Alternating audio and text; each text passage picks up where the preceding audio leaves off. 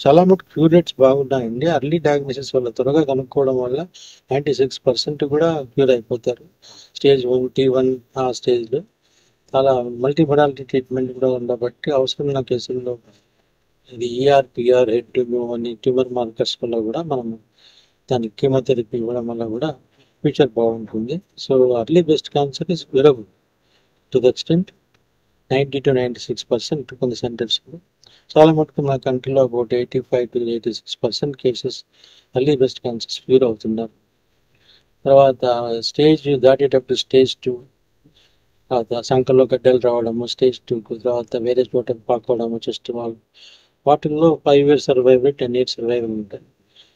So stage 4లో of course bone involve అయితే ఒకలాగా ఉంటుంది, లంగ్స్ కానీ లివర్ కానీ ఇన్వాల్వ్ అయితే ఇంకోలాగా ఉంటుంది పరిస్థితి.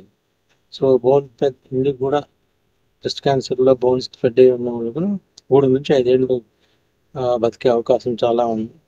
లివర్ లంగ్స్ ఇన్వాల్వ్ అయితే బ్రెయిన్ అన్ఫార్చునేట్లీ 1 year 2 years లోపలనే ఆ యువతి చనిపోయే అవకాశం ఉంటుంది బ్రెస్ట్ క్యాన్సర్ పేషెంట్.